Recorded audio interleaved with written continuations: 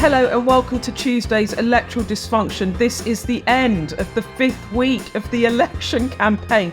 We are almost there. Hang in, everyone. It's nearly there. It's nearly cooked. We talk about the work going on into Brand Starmer this episode and Nigel Farage's comments about Russia and Ukraine. We've got a stack of your emails too. Ruth and Ayesha, how's the campaigning?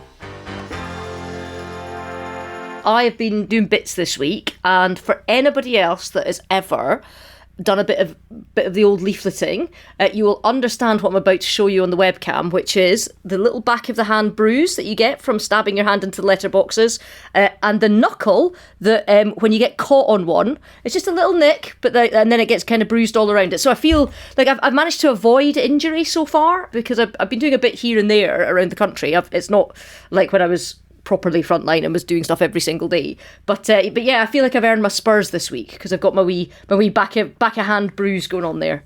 There's a lot of health and safety issues when you're out on the doorstep. And on one of my millions of Labour WhatsApp groups, my friend posted a picture. She and her dad had gone out door knocking. And this is something that happens quite often when you put your finger through the doors to get the leaflet through. If there's a dog on the other side, it can jump up and nip you. And she had a picture of her dad, like with his hand in a sling, and he got bitten by a dog and it went septic, and then he ended up in A&E. Yeah, like really nasty. So there's quite a lot of like jeopardy on the campaign trail. Well, yeah, do you know, I was chatting to one of my colleagues that I used to be in the Scottish Parliament with, one of my MSP colleagues that was out campaigning in his local patch this week. And I felt really bad because he was telling me that as per every election, they'd had one of their kind of regular street stalls outside the main shopping centre up just to show a bit of visible Tory presence. And he was saying that one of his stalwart, absolute stalwart sort of campaigners, who's in her 80s and is battling cancer at the moment, but God love her, turns up, like, you know, we have these amazing people, was just getting the sort of dog's abuse that he hadn't seen for the party since sort of 1992. If you want to be mean to politicians, like, crack on, you know, if you want to shout about how you don't like their policies or anything like that, but see, like, just the activists that go out and make elections happen, I kind of feel like just don't be horrible to them, because it takes quite a lot, and it's, you know, knocking the door of a complete stranger to ask them something because you believe in something. Like, they might not believe in the same thing, but be polite to them in the same way that they're polite to you. I know everybody moans about the state of politics and, you know, the Gamblegate stuff has made that worse, but there are also lots of really great people who are not in it for themselves. They're not getting any money. They're giving up their time. And I think they're like real heroes to be out there doing that. It's quite humbling. I get quite moved when I see them go and hang out with the activists. As we head into the final kind of week and 2 days of this campaign, irrespective of what your colour of rosette is, or if you don't support a party at all, be nice to folk, because they've been knocking their pan in for 5 weeks now.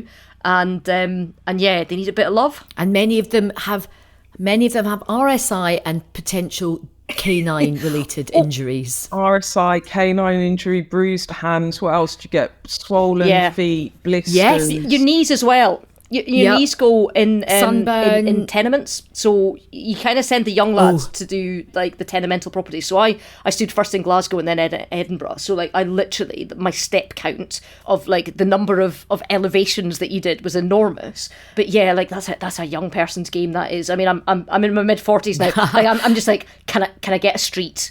Can I get a street rather than tenements, please? I've done my time. We've had loads of questions come in. Let's start with this one, which came in after Nigel Farage's BBC interview with Nick Robinson, where he claimed the West provoked Russia's invasion of Ukraine. And that one has certainly run now over the weekend, hasn't it? Now, the emailer says, is it better for a politician to be honest and say something untoward, or give a diplomatic answer to everything and not be authentic?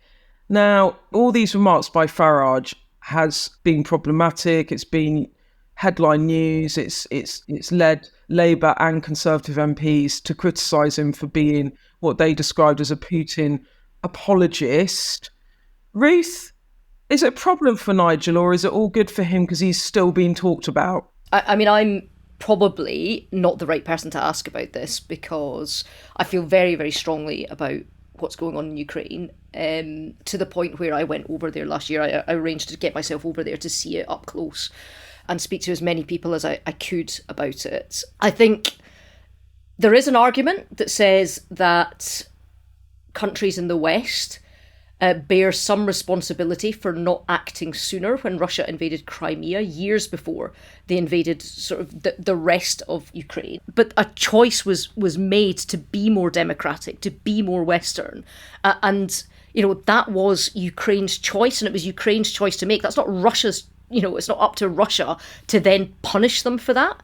And I'm sorry, but if you invade a country, if you cross their sovereign border, start killing their citizens, torturing them, because every town that I went into, there was at least one building that had a basement that had evidence of torture that was being carried out. It is a dirty, gritty, awful war that Ukraine did not ask for, and the West did not incite. And frankly, Farage can fuck off with everything that he's saying. He can absolutely do one. He's had to kind of justify it now or qualify it because there was such a big backlash. What do you think the implications are? I mean, he could end up being an MP. He's going to have a bigger platform. How worried are you about that, Ruth, if he says things like this? The slight kind of almost Nick Clegg moment that Farage is having in this election will be pretty quickly deflated if he continues to say things like that. I think the difference is that this is a hot war, and there's a real chance that Ukraine could lose it. And the longer it goes on, the more of a chance that they are just exhausted. Because as allies, because they are not a part of NATO yet, we're giving them as much weaponry as we can, only on the understanding they use it within their own borders and not on Russian targets. But we're not putting any boots on the ground. There's no allies that are stepping up to join the fight. So as a country, as an army, as a conscripted service, as an economy, they are exhausted. And that's part of Putin's aim. If they can't beat them, it's to wait them out. What did you make of it all? It depends on the politician. So Nigel Farage, because he's got no chance of becoming Prime Minister, and if he gets in Parliament, it'll be a big deal, but he has tried, 8 times. He's on the fringes of politics in the sense that he's almost like a political influencer.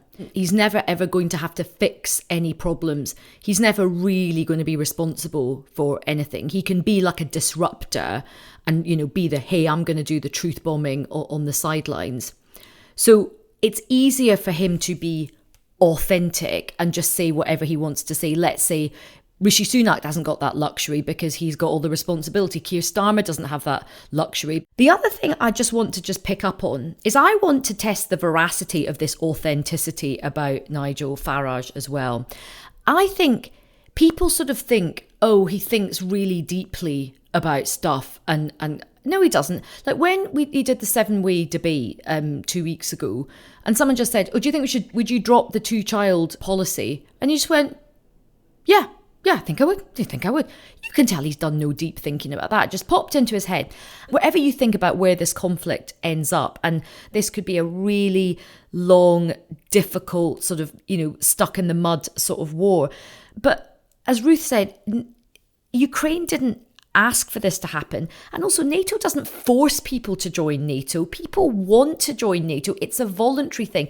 And the other thing which I thought really stood out was that when he said, you know what, I've got a lot of admiration for Putin. Let's not kid ourselves. Putin is a murdering, brutal, authoritarian dictator. If anybody shows any dissent in Russia, bad things happen to them. I think Farage really misjudged this. I think he was slightly out of his depth when he said it. I think he was thinking about sort of the Donald Trump lines in his head. I don't think he thought too deeply of it.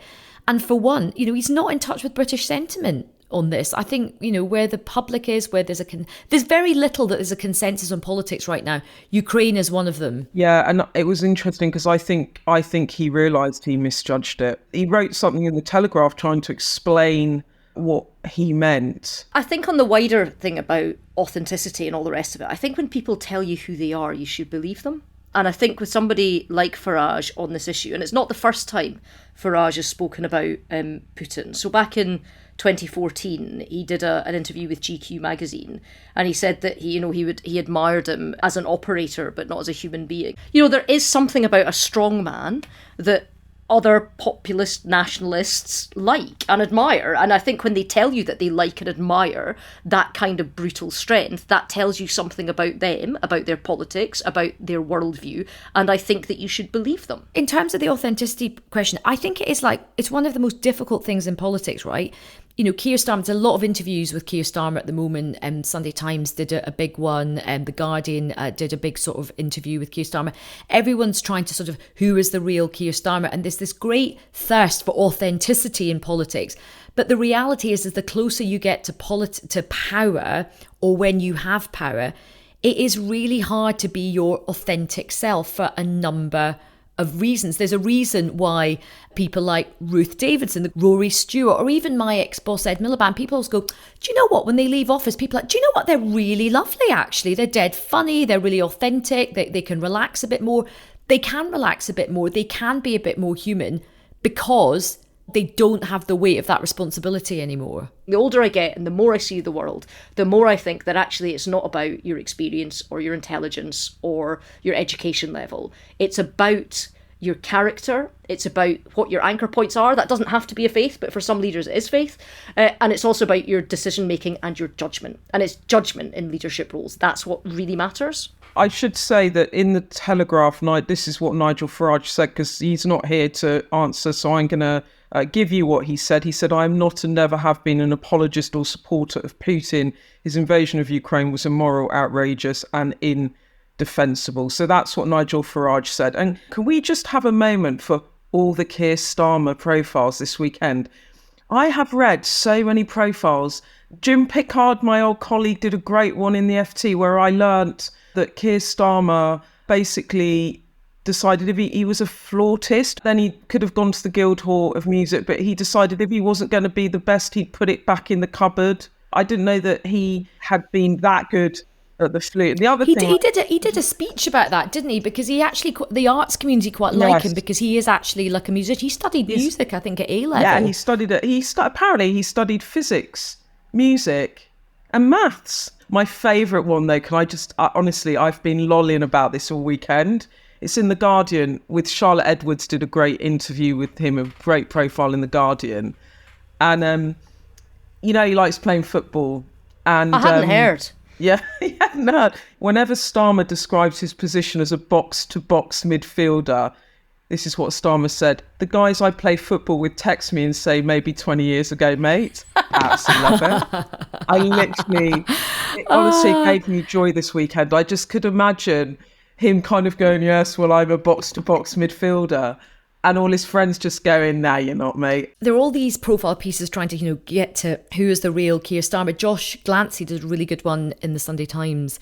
He was sort of saying that, again, and it loops back to our listeners' question about authenticity. He was like, actually, when you're out and about with Keir Starmer and, you do catch him in these moments, he's actually quite a normal bloke.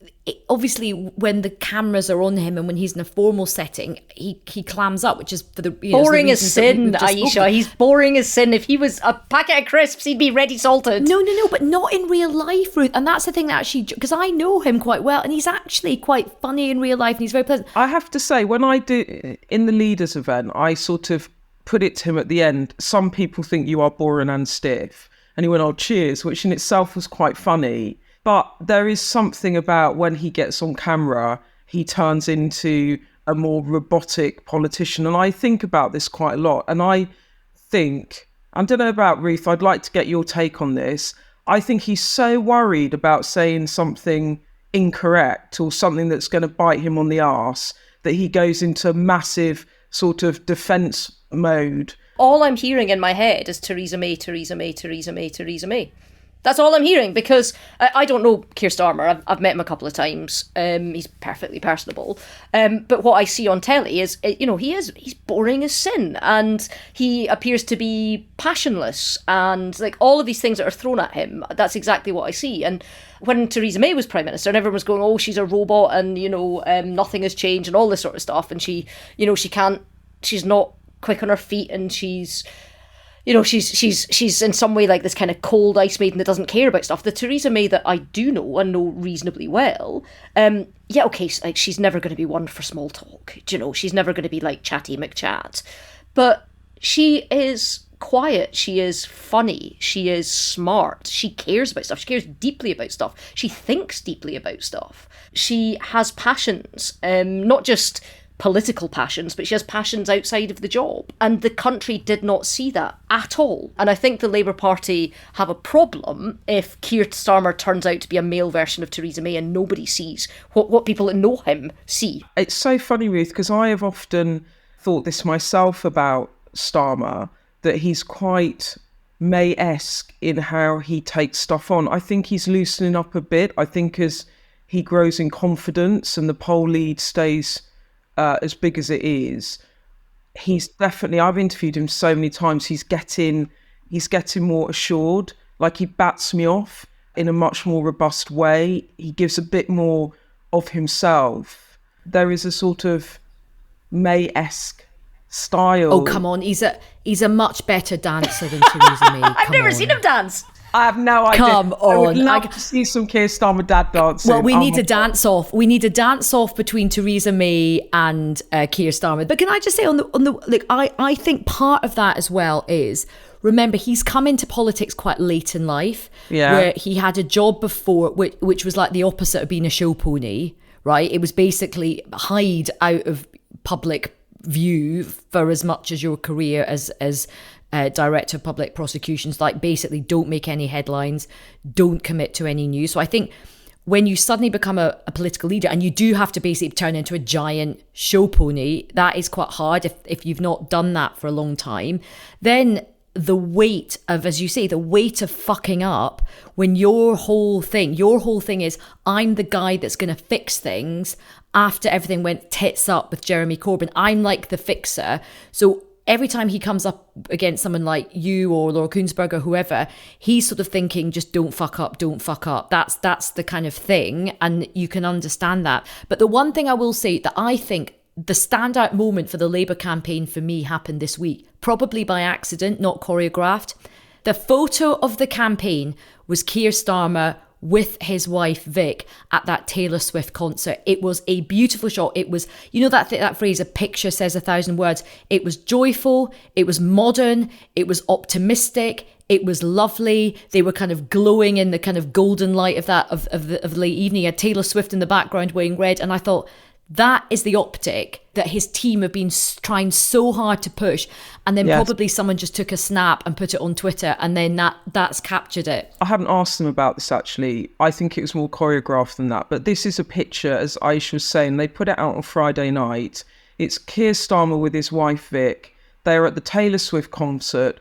They look really relaxed. They look like they're having a really nice time. And they look like they really like each other. Yes. And I think there was a couple of things going on there.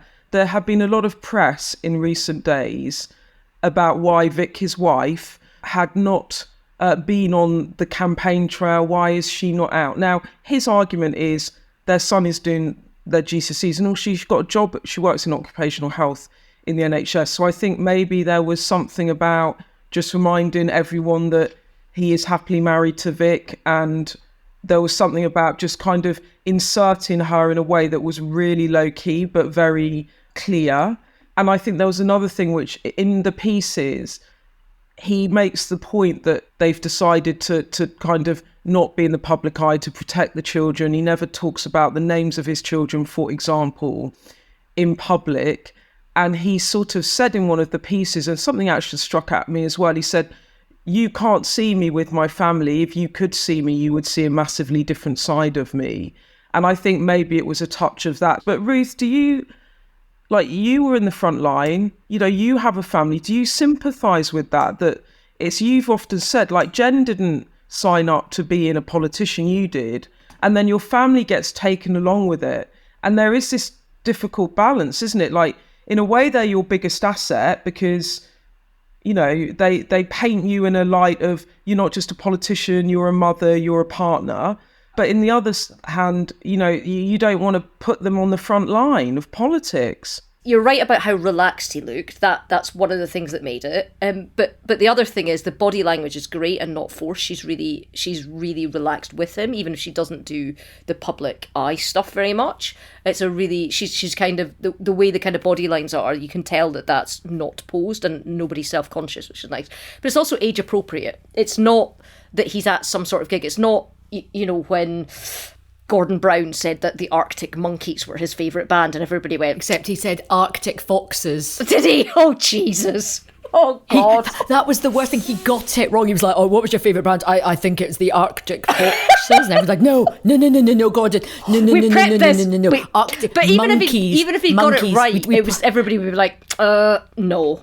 No, not buying that. Jimmy Shand, maybe, but not the Arctic Monkeys. In terms of your wider question about having a family, I stepped down 8 months after Finn was born. So we'd been really, really clear before he was born that we never wanted to have anything in the media about him. So Jen, I think partly because she's Irish, she's not from Scotland, slightly doesn't care so much and will happily, I've never made her do the Tory wife thing. I've never made her turn up to fundraisers or go on my arm at stuff.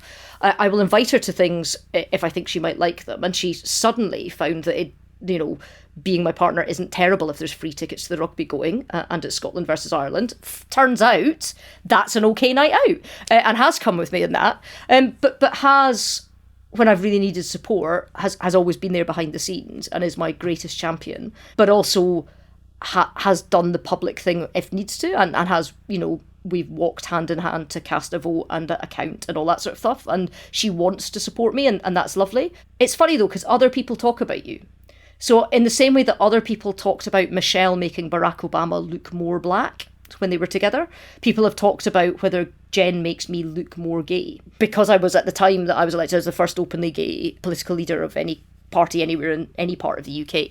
There have been questions about, whether that visual would be impactful. Would it turn people off, all the rest of it? And I was basically like, I kind of don't care, lads. It's who I am. I am actually really pleased that Keir Starmer and Vic are doing the campaign the way they're doing the campaign. I find all these pieces so ridiculous. There's been a glut of these very lazy commentariat pieces going, where's Vic? Where is she? Is she hiding? Is she gone into hiding? Is she okay? It's like, no, she is a modern, professional, established woman in her own right who has a career. And I just think we're moving away from this kind of 1980s, I am the man and here is my political trophy wife. And a lot of women really get turned off by it now. They find it really patronising, these kind of, hey, I'm going to tell you about my personality by introducing you to my wife. And if you like my wife and the clothes she wears, maybe you're going to vote for me. It's like, no, most modern women are like, do you know what? We can work out what the policies are, whether we like you and whether we're going to vote for you. I asked Starmer's team, a year, 2 years ago, I think it was even 2 years ago, if when an election came around, would he do an interview with me, with Vic and Keir Starmer? And they just back that, listen, Beth, that will never happen. They'd obviously decided quite early on that this was how they're going to run it. I guess the challenge will be for Vic, having to go to the G7. So when you go to the G7, they have this thing which I always think is excruciating, which is they have a partners sort of program as well. And basically kind of the wives and husbands, because Merkel always had her husband there, Philip right? May had a lot of scrutiny.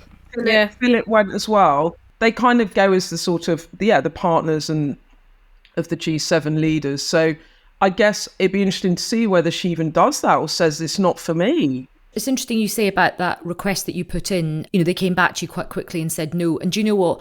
I think where that will have come from, that won't just be the press team. That will have come from Keir and Vic themselves. Probably a lot of that is from Vic herself. And I think having clear lines from the beginning is really sensible. I think that's really, really sensible. And I actually think a lot of people will quite respect that, just making a strong choice about your family and your privacy. But even if she doesn't, I don't think the pillars of the temple are going to fall down. No. I don't think international sort of protocol is going, the G7's not going to crumble because somebody didn't turn up to the WAGs do. Do you know what I mean? The other thing, and this is what is often not discussed in when we're all talking about politics, is Keir Starmer his feet won't touch the ground. He's probably been at home a handful of times since the campaign started. When you're Prime Minister, I just think your life is not your own in any which way. And I guess then what you need is, you do need a partner at home who can hold it together for your kids, because you ain't going to be able to do it, right? So maybe she decides, I'll look after that bit and do my job, but I'm not doing all the stuff right anyway. Theresa May obviously didn't have children, but still there is that element of needing that kind of structured support in the house. And I interviewed her when her book came out at the turn of the year, and I was kind of pulling her leg about that interview that she did on the One Show with Philip, and the two of them sat down and she talked about girl jobs and boy jobs, and she got pilloried for it when she was talking about him having to take the bins out. And I was a bit like, you should have just made a joke about, being Prime Minister is a girl job. There you go, problem solved, ha ha ha. And she got on to talking about how when she became Prime Minister, Philip took reduced hours at his work. He went down to 4 days a week. And I was like, well, why didn't you tell the country that? Because that is such a great, thing to kind of show that actually, that within different points in a relationship, at different times, you support each other in the best way possible. And she said that basically that was about them. And she didn't want the country to know that. That actually was none of the country's business. And I was a bit like, actually, that's kind of fair enough. As well as having the advisors and people to sort of, go through the policy or murder board, the media interview, the debate, you do need one or two really good friends. People who you can really trust, who have known you for a long, long time, who don't want anything from you, by the way. That's not a transactional friendship. It's not a new best friend either. It's somebody who's known you for a long time, who can, even to just not talk about politics with if necessary. The closer you get to power, the more achingly lonely you can get, and you can become very insecure. And I think the one thing about Keir Starmer that he's got at the moment, he's quite secure in himself. He's not an insecure man. He's done very well in his life. He's done well from a pretty modest background. But when you do get into those top jobs, you can sometimes feel lonely. You can feel persecuted. You can see shadows where there are none. And sometimes you got to just have two or three people, or maybe just one or two people who are kind of very safe, trusted touchstones that you can call up, you can go for a pint with, or just have that chat with, and they can make you laugh. They can kind of bring you back to who you were. That is really important in politics. And a lot of leaders don't have that. Like, I can imagine Rishi Sunak probably doesn't feel like he has that at the moment. I also think that having people around you that knew you before you got the power and all the trappings, so that they know you as a different person, are probably important to have, right? So the stuff where people kiss up your arse, or they say, oh, you did brilliantly this, it's not real, and the decisions you have to make are real, and some of the things that you have to do are horribly real that you have to do. But the rest of it, the flummery, the buildings and the sycophants, none of that's real. But the thing is, and I have followed Prime Ministers through their, their working lives, what they do, and they are, when you have that office, the kind of trappings around the office, the kind of machine working to you, it's like you're carried around on a sort of metaphorical throne the whole time. You sit down and someone brings you your tea, you've got everyone arranging your life and your diary, and I can't imagine what it must feel like to be in that world. It's why you have to learn every election, what is the price of milk? What is the price of bread? Because as Prime Minister, you don't get to go to the shop. You don't carry money particularly. Okay, well, look, we're going to have a quick break there. We'll be back in a minute.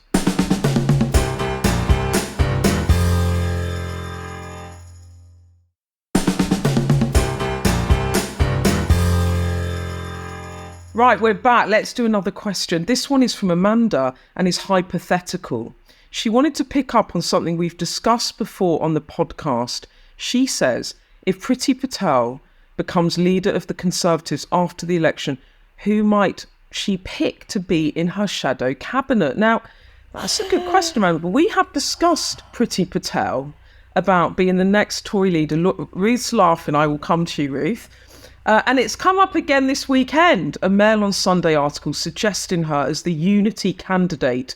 One Tory quoted as saying she brings together a broad church and appeals to the edges of the One Nation group. Now, relevant to this is what Ayesha said a bit earlier as well, about how Priti Patel appears to have ruled out Nigel Farage re-entry into the Conservatives, having said but a few months ago that she was absolutely gung-ho for a bit of Farage back in the Tories. This is from the Times on Friday. A close ally of Patel made clear that if she were leader, she would not allow him to join. They said, Priti has dedicated over 20 years to the Conservative Party. No one with such a record would welcome someone to the party who's repeatedly stood against the Conservatives. And we all know why she's doing that, don't we? Because a One Nation Tory such as Ruth would not support a Priti Patel candidacy should she be even contemplating the return of Nigel Farage into the party. So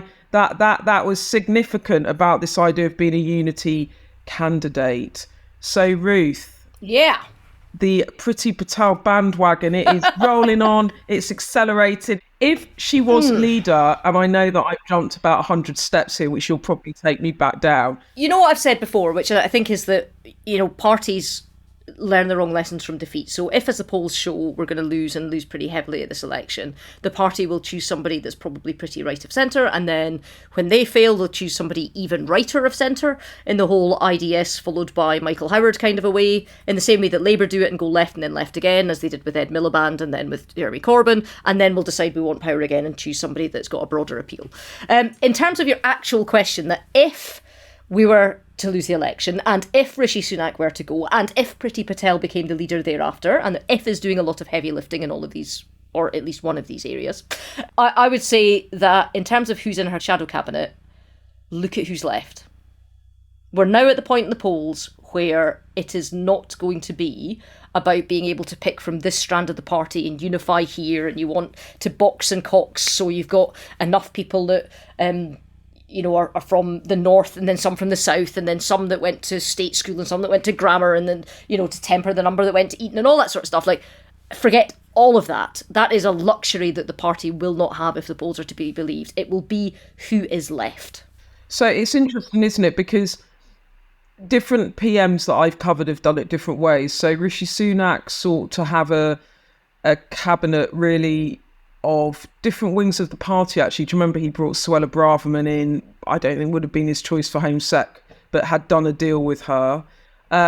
Boris Johnson, on the other hand, he just was like, I won the majority, my cabinet, and he basically kicked out everyone. He did not try and accommodate any wings of the party. It was all Boris Johnson loyalists all the way. What do you think, Ayesha? I sort of agree with what Ruth said. I mean, it really just does depend who and what is left. And I think the move that she made by ruling out Nigel Farage is definitely a sign that she is serious about going for the Conservative leadership. And it's a sign that her people have clocked that if the polls are to be believed, the remaining Conservative MPs are likely to be more centrist.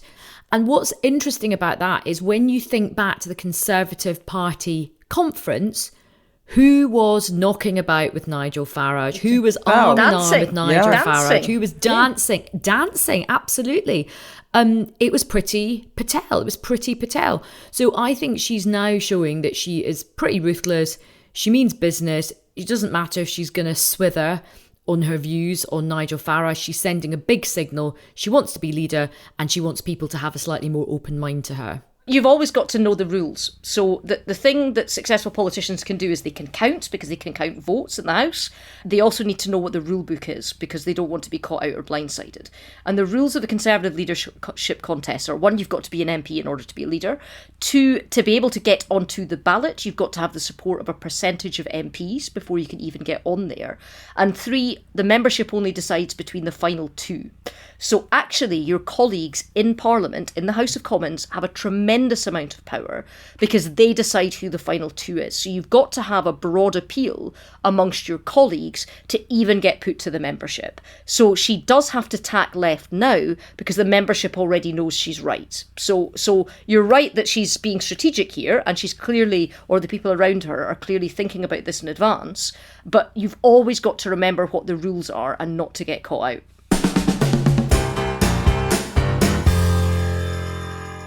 This is a voice note from Toby, which loosely relates to all of this Priti stuff.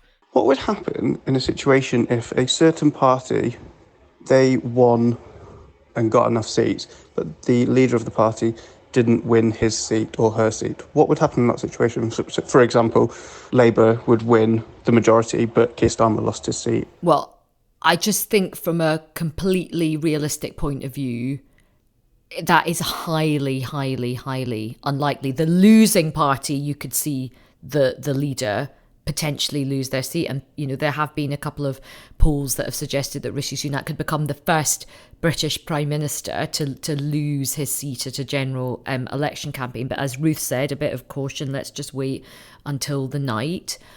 It's a great question, but I just think it's a highly unusual situation. I presume, and Ruth will correct me on this, I presume that the party would have to appoint a kind of caretaker leader in the meantime, and then there would have to be an internal election done pretty quickly.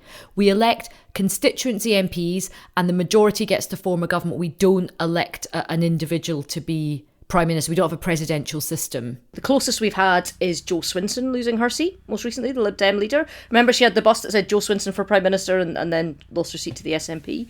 And there was some chat that the way the polls were, it might have been a coalition, etc., and that kind of didn't happen. In terms of the legal position, there's no legal position that says a party leader must be an MP. Now, there are lots of individual party rules. So, for example, the Green Party, because they don't have very many MPs, their leaders are almost never. They're co-leaders because their constitution states that they have co-leaders, are almost never an MP. Or at least one of them is almost never an MP.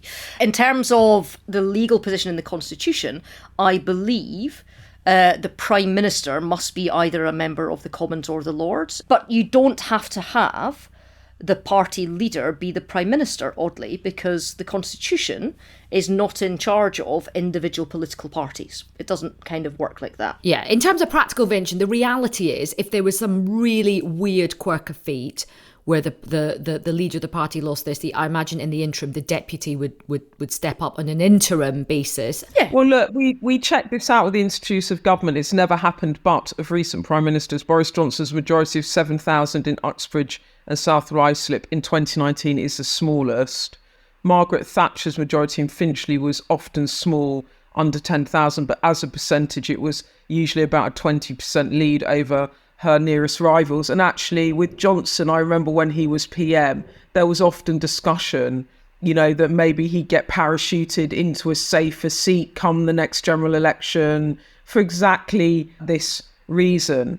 But cabinet ministers losing their seats happen and do usually create some of the biggest moments of election night. And we could be on for a few of those. There were the Lib Dems in 2015, Ed Davey, Danny Alexander, Vince Cable, Chris Patten in 1992. And do you remember the biggest one really was the Portillo moment, wasn't it, in 1997? Okay, well, look, we've had emails from quite a few of you also wanting your say about the claims of betting on the election date. The story is not going away. In fact, it's snowballing. Since our Friday episode, there have been more reports that others have been investigated by the Gambling Commission for allegedly placing bets on the election date. One person named by the Sunday Times was Nick Mason, the Conservative Party's chief data officer. He's now taken, as I understand it, a leave of absence. It's fair to say that most of the emails are pointing out how these claims erode trust in politics even more. Michael Gove, who I spoke to about this actually last week, and he said it was, jaw-dropping, shocking. He's now even likened the scandal to Partygate, saying it's not a good look when there's one rule for politicians and another for everyone else. Ruth, where do you see the story going now? I think it's kind of caught fire a little bit. For me, I literally thought nothing was going to be worse than leaving D-Day early, and the idea, I thought that was going to be one of these political kind of folklore moments, like the, Michael Foot wearing the donkey jacket at the cenotaph, like these sorts of things that last forever, the bigoted women comment from Gordon Brown. From what I've seen and the doors that I've chapped and the people that just come up and chat to me, actually, bizarrely, the two things that seem to have the most resonance are the Sky TV. People are, so ludicrous, taking the piss. Also in Scotland, people that didn't have Sky. It's seen as a cultural thing. It's seen as a poshness thing. Posh people didn't get Sky, so it's like him being out of touch. So that the Sky thing, and I'm so deprived, I don't have Sky Telly. Do you know, like, it just, like, that's really cut through. And this stuff of they're at it, they're all at it again. This is them taking the piss out of us again. They're at it. So it's that kind of cut through that it's had. It's reinforcing already bad opinions. Ayesha? I think Michael Gove was absolutely right. I think, when a scandal gets the word gate put on the end of it, you know you're in trouble. This is absolutely, I think, going to be as bad as Partygate. And he said the thing that he thought was analogous about Partygate was one rule for them, one rule for everybody else. I think that's exactly what people feel. I also think it's really interesting about his judgment on this. Again, I just think Rishi Sunak is so bad at politics. His team is so bad at politics. Even when the obvious answer is staring you right in the face, he just still can't, grasp onto the right thing to do. The police officer who has allegedly been involved in this has been removed from duty, yet the two candidates are still candidates. Now, I have spoken to a number of Conservatives who keep going, oh, no, but it's too late now. It's too late because the ballot papers, it's too late. No. In Rochdale, the Labour candidate, Azhar Ali, was found to have said bad things. And Labour said, we'll throw that seat. Even if he wins, he will not be getting the Labour whip. There is a really obvious thing just staring him in the face. And even when literally the shit is hitting the fan, he still cannot do this is the man who, by the way, stood on the steps of Downing Street and said, we're going to bring back accountability, professionalism, all this kind of stuff.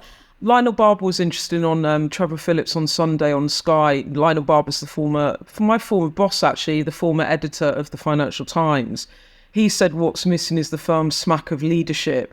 And he said the moral compass in the Conservative Party doesn't exist. That was his view. And I think the thing is, they all say the horse has bolted because one of the people has apologised and said they didn't, although they say they haven't done anything wrong, but they've actually admitted to placing the bet, even though they said they didn't do anything wrong. That was the Prime Minister's aide. It's parliamentary aide who works for him or works closely with the PM. And the other thing is that MPs have been suspended while investigations are pending, right? The Gambling Commission are very, very clear about what you're not allowed to say when somebody's being investigated by the Gambling Commission. But I'm sorry, you're the Prime Minister of a G7 nation in the middle of an election campaign when you're fighting for your life. If the Gambling Commission want to shout at you for suspending somebody and saying that, just do it. That's what leadership is. But even saying that it's a leave of absence, not that they've been kicked off the campaign or they've been sacked from the campaign or they've left the campaign. What does that even mean? What, they're going to come back on Tuesday? Like, what is that? It's paralysis. It's rabbit caught in headlight stuff. Even if there is a genuine explanation for it, it just doesn't pass the sniff test, does it? So the people that work for the party, they have a leave of absence. The police officers suspended, but the parliamentary candidates just plough on. Yeah, it's a story I think that I'm going to be covering quite a lot. It's that sense of whatever happens to kind of demonstrating and being a role model in your workplace. Even if you hate the idea of role modelling, people will still look to somebody that's in a promoted post and position on how to act. So act how you would like the people that you work beside and who are learning from you and working to you, act in a way that you want to see them act. That's kind of what leadership is as well. It's another massive, massive problem in a campaign that has just been littered with issues, isn't it? The other thing which I feel really depressed about is to the bigger conversation about this disillusionment in politics. This is going to make just yet more people go, what is the point? They're all the same. It's all snouts in the trough. And I think that is really depressing for democracy and for politics across the political spectrum. Well, look, we will be doing more of this story, I am sure, in our subsequent pods, but we have to go now. But will, of course, be back on Friday with the final call-up from Jess's sub-bench, and it is a good one. You're going to like it. I'm so excited. Who is it? I'm not telling you. Is it Theresa May? It's not Theresa May. Is it Martha from Baby Reindeer? Make sure you tune in on Friday as well. You're going to love it. The burner phone is 07934 200 444 or email electoraldysfunction@sky.uk or tweet me @Beth Rigby. And that is it. Bye.